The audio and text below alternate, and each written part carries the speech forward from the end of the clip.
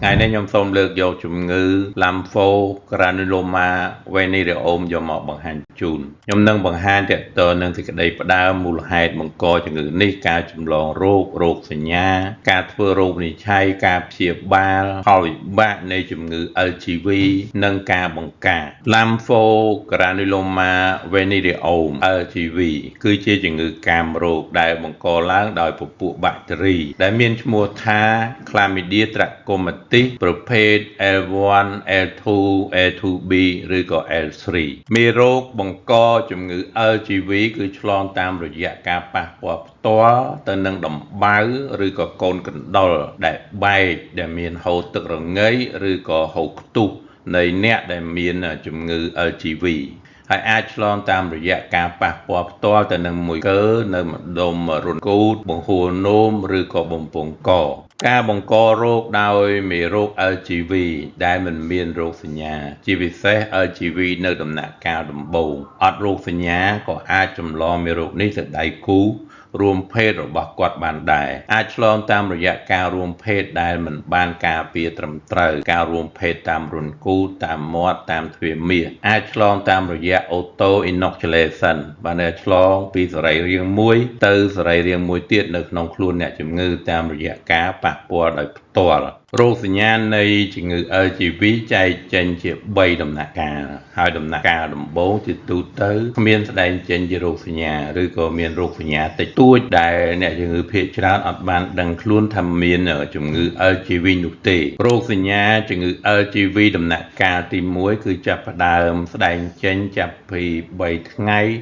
ទៅ30ថ្ងៃបន្ទាប់ពីបានឆ្លងមេរោគបង្កជំងឺនេះហើយរោគសញ្ញាស្ដែងចេញជាពងទឹកឬក៏ដំបៅតូចដែលមិនមានការឈឺចាប់ហើយច្រើនកើតឡើងនៅម្ដុំលឹងរុនទ្វារមាសរុនគូតឬក៏នៅក្នុងមាត់ជាពិសេសដំបៅទាំងអស់នេះគឺវាជាទៅវិញទៅឯងនៅក្នុងកំឡុងពេល2-3ថ្ងៃក្រោយមកហើយជាទូទៅគឺវាស្ដែងចេញជារោគសញ្ញាស្រាលហើយអ្នកជំងឺក៏បានចាប់អារម្មណ៍ថាគាត់មានជំងឺ LGV នេះផងដែររោគសញ្ញា LGV ដំណាក់កាលទី2គឺស្ដែងឡើងចាប់ពី2ទៅ6សប្តាហ៍បន្ទាប់ពី LGV ដំណាក់កាលទី1ហើយជាដំណាក់កាលមួយដែលគ្រូពេទ្យអាចធ្វើរោគវិនិច្ឆ័យបានមេរោគបង្កជំងឺនេះគឺវាឆ្លងចូលទៅប្រព័ន្ធឡាំផាទិកប្រព័ន្ធទឹករងាយហើយរោគសញ្ញាវាស្ដែងឡើងអាស្រ័យទៅនឹងកន្លែងដែលមេរោគបង្កជំងឺនេះឆ្លងចូលរោគសញ្ញា LGV ដំណាក់កាលទី2នៃការបង្ករោគនៅម្ដុំប្រដាប់បន្តពូជ genital infection គឺមានការហើមកូនកណ្ដុរនៅតំបន់ក្រលៀននិងមានការឈឺចាប់ហើយលក្ខណៈនៃកូនកណ្ដុរដែលហើមនឹងមានហើមពីលើនិងហើមពីក្រោម inguinal ligament សរសៃចំណងនៅតំបន់ក្រលៀននឹងហើយបង្កើតទៅជា growth sign បើន័យថាជាកូនកណ្ដុរមួយដែលហើមហើយមានចង្អូរកណ្ដាលហើយចង្អូរកណ្ដាលហ្នឹងដោយសារការសង្កត់របស់ inguinal ligament ហើយកូនកណ្ដុរដែលហើមហ្នឹងវា matted together វារលាយចូលគ្នាបង្កើតបានជាការហើមមួយដ៏ធំហើយមានខ្ទុះហើយការហើមធំហ្នឹងវាអាចបែកហើយហូរខ្ទុះចេញមកក្រៅនេះជា growth sign ដែលជារោគសញ្ញាប៉ាតូញូម៉ានិកនៃជំងឺ LGV ជាសញ្ញាមួយដែលបញ្ជាក់ថា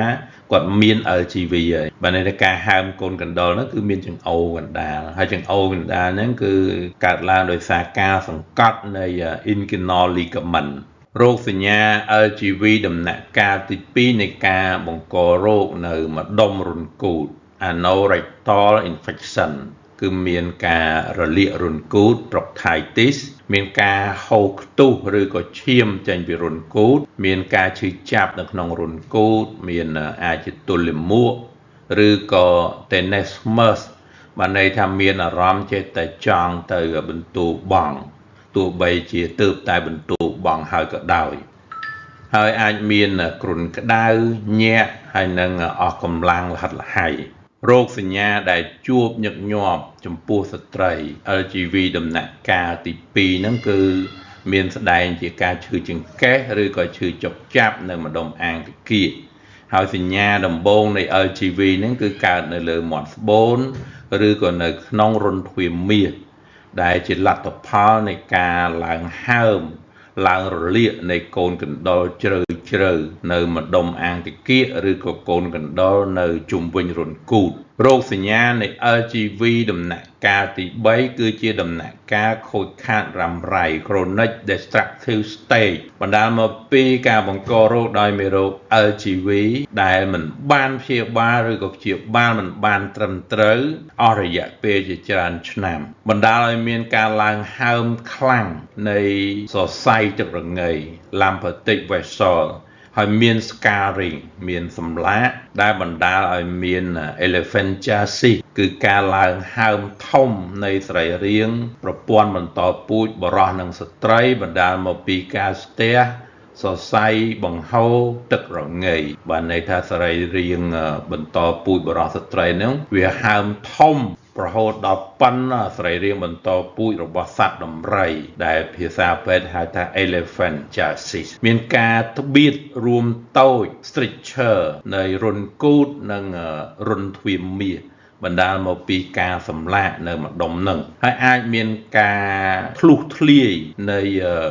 រន្ធគូតរន្ធទ្វារមាសគឺធ្លាយចេញមកក្រៅការធ្វើរោគវិនិច្ឆ័យនៃជំងឺ LGV គ្រូពេទ្យត្រូវស្រង់ប្រវត្តិអ្នកជំងឺប្រវត្តិរោគសញ្ញាប្រវត្តិដៃគូប្រវត្តិអិរិយាបថនៃការរួមភេទដែលប្រឈមនឹងការឆ្លងជំងឺកាមរោគគ្រូពេទ្យអាចធ្វើតេស្តនៃជំងឺ LGV ហ្នឹងយើងពិបាកបន្តិចពីព្រោះវាអាចច្រឡំជាមួយជំងឺ Chlamydia, Gonorrhea ជំងឺ Herpes ជំងឺ Syphilis ឬក៏ Crohn disease គ្រូពេទ្យអាចយកសំណាកដោយការត្បាល់សារធាតុរាវឬខ្ទុះហ្នឹងទៅធ្វើ PCR ឬក៏ធ្វើណាត់តេស្តហើយសារធាតុរាវហ្នឹងអាចត្បាល់ចេញពីបង្ហួរនោមពីមាត់ស្បូនឬក៏ពីរន្ធគូតឬក៏ខ្ទុះដែលហូរចេញពីដំបៅនៃជំងឺ LGV ជាជំងឺកាមរោគដែលបង្កឡើងដោយពពួកបាក់តេរីជំងឺនេះគឺអាចព្យាបាលជាដាច់បានដោយប្រើប្រាស់អង់ទីយ៉ូទិកប្រើរូបមន្តព្យាបាលត្រឹមត្រូវអាចព្យាបាលរហូតដល់រយៈពេល21ថ្ងៃត្រូវតមរួមភេទរហូតដល់ដៃគូទាំងអស់បានព្យាបាលហើយបាត់អស់រោគសញ្ញានៃជំងឺ LGV ត្រូវព្យាបាលគ្រប់ដៃគូរួមភេទទាំងអស់បើព្យាបាលគ្រប់ទេមេរោគនេះនឹងឆ្លងមកទៀតហើយចំពោះកូនកណ្ដុរដែលឡើងធំគឺត្រូវបូមបង្ហូរដោយប្រើមជ្ឈុលលេខ16ឬក៏លេខ